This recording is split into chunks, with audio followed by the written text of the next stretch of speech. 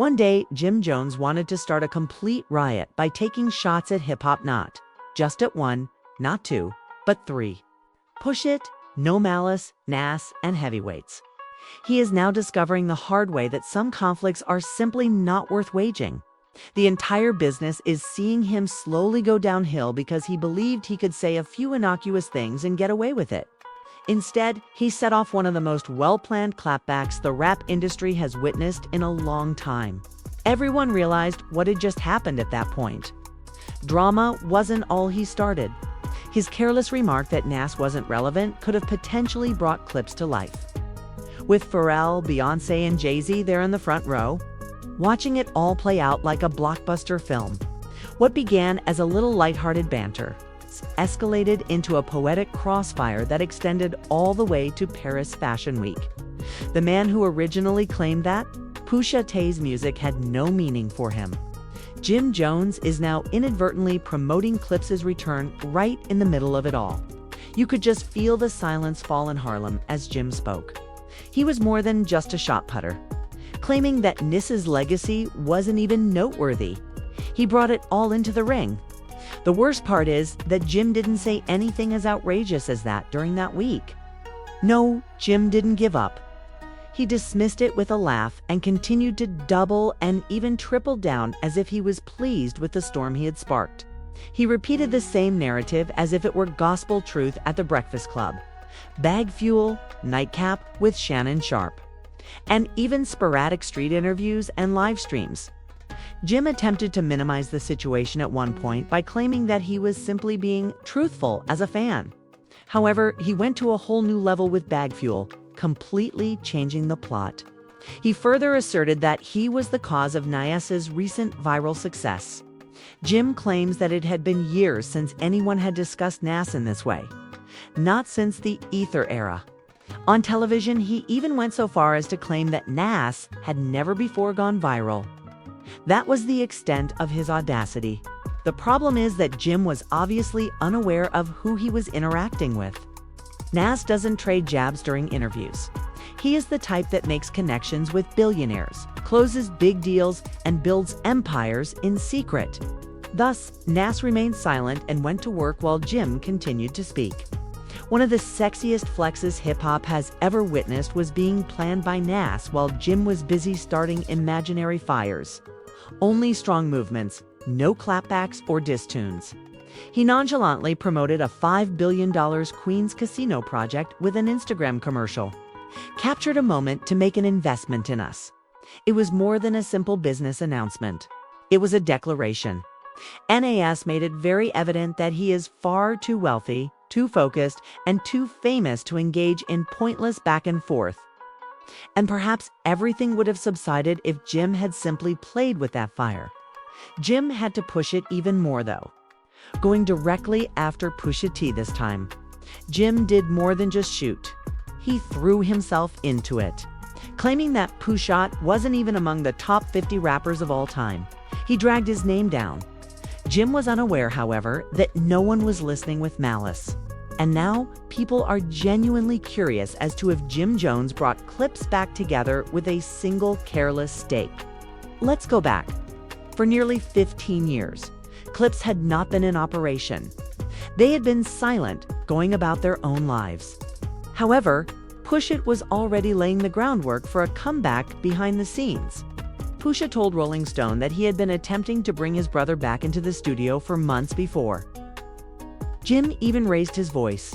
"Hey, listen to what I just made," he said. "We truly could accomplish this." However, Malice dismissed it, claiming that rap was over for him. "If I had my way, it would be the Clipse again," Push continued. "It truly depends on my brother." Jim may have suddenly provided them with the ideal excuse to get back together. Following their performance at Farrell's Something in the Water Festival in Virginia Beach back in 2022. The Clipse comeback rumors began to gain traction. They reappeared a few months later. Complex then performs Lord Willin' and Hell Hath No Fury classics during the Chicago Summerfest in the Hidden Park. Fans sensed it.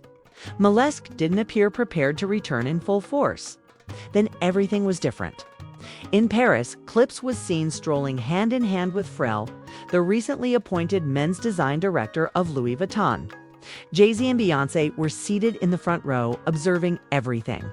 Then, it took place. A brand new clip track came through the speakers in the middle of the show. It was unadulterated and extremely acute, and its target was obvious. Just in the midst of Paris Fashion Week, Jim Jones was called out. Pusha didn't mince words. This was more than just a CD. It was a work of art, a poetic hit song co-signed by the best stars in the industry and presented in an upscale manner. And Pharrell was the one behind it all. Fans began making connections right away. Was this his covert retaliation? LV's own headquarters made a chess move to retaliate against Jim for all of the snarky remarks and disparaging remarks over the years. Given that Jim had been openly referring to Drake as the greatest of all time, putting himself in direct opposition to Push's greatest adversary, it seems plausible. In an instant, Clipse returned. On one of the most famous stages in the world, a revenge album was released without any publicity, promotion, or singles. Jim most likely believed he was simply being slick. Pusha and No Malice were exploiting his remarks to build for the most chilly return in years. Fans are now wondering if Jim unintentionally gave No Malice the most iconic hip-hop comeback moment. Or did he simply write the obituary for his own career? Because the album hasn't even been released by Clipse yet, and the harm has already been done. Pharrell, the unseen mastermind behind it all, cannot be disregarded. He is more than simply their producer. His family was the driving force behind their sound and identity development from the beginning. Jim disregarded everything that Clipse stood for when he minimized them in interviews, made fun of their catalog, and ignored their heritage. However, nobody anticipated that someone with malice would react in this way. He has been silent for more than 10 years, let's face it. The older brother left the business, discovered Christianity, and started a new life away from the limelight. Malice chose the non-violent route and made it apparent that he was done with rap, while Pusha remained in the trenches. But everything changed after one offensive remark. It was therefore not just unexpected, but also eerie, when No Malice's voice came over the speakers at the Louis Vuitton show in Paris. He wasn't merely throwing bars. These shots had a specific objective: shrewd, individualized, and strategic bird conversation. We are all parrots. Wordplay wasn't used there. Bird Gang was specifically targeted by that. Jim's reputation, his team, his brand. Paris and Dallas weren't even mentioned at random. Jim had just shouted out those identical cities in his Chains and Whips freestyle a few days prior. Malice wasn't merely answering. He was listening carefully. And people began to see something more profound. He wasn't only rapping once more, he was prepared. As if he had been anticipating this day for years. There was no sense of nostalgia upon his return. It had the feel of a warning, as well as Jim. He gave him permission to unload. Jim even posted videos of himself dismissing Push's Paris lyric in an attempt to laugh it off. But that disguise began to come off when he hit Drink Champs. Jim recoiled as Nee displayed the Clipse CD. Behind the jokes was a moment that said volumes. You saw the Fishers. What then did Jim do? He fired back over the exact beat that Clipse had just used to call him out, running to the booth and dropping his whips and chains freestyle. Things became much more chaotic when the Bet Awards rolled along. Jim does what he always does when Bootleg Kev sits him down for a brief interview. He tries to appear as though nothing happened. Jim didn't mince words when he was questioned about Clipse's recent hit, Chains and Trumpets, claiming that Clipse was merely relying on nostalgia and that their bars weren't hitting. He dismissed it as weak. However, Jim didn't sound composed under duress. Rather, he spiraled in front of the cameras like a rapper losing control. Since the artist you attempted to undermine begins to rise to prominence in front of the entire industry, what do? Either you fall back or you double down. Jim also doubled way down. Jim Jones picked up another shovel on Nightcap with Shannon Sharpe just when it seemed like he could dig the hole no deeper. He returned to Nas his preferred punching bag. This time, Jim stated Nas was never truly influential, saying he always played second fiddle to Jay-Z and DMX, and then he truly lost the rumor, saying it with a straight face. It would be equivalent to claiming that Jordan fell off after Space Jam. Now hurry up. That is simply irrational.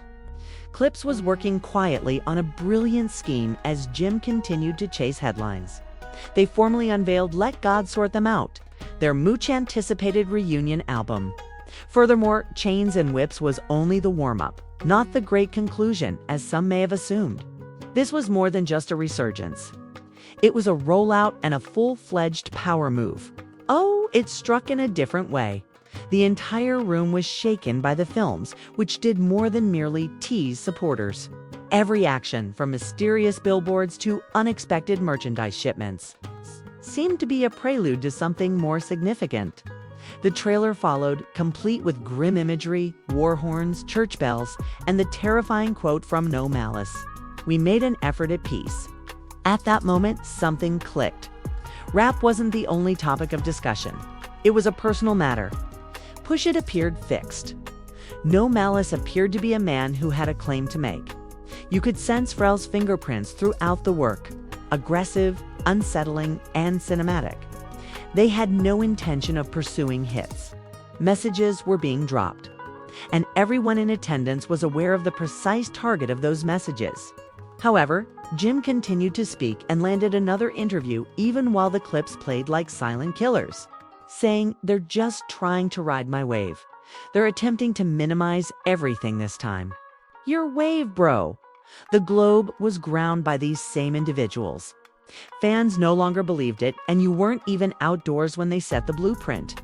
Social media was ablaze with side-by-side comparisons between Clipse, Verses, and Jim's freestyles. It was far from it. The audience that had earlier applauded Jim's audacity suddenly began to turn against him. The tone changed. The laughter subsided. Because this is the reality. Clipse returned more focused, colder, and sharper than before. And one man doing too much was all that was required.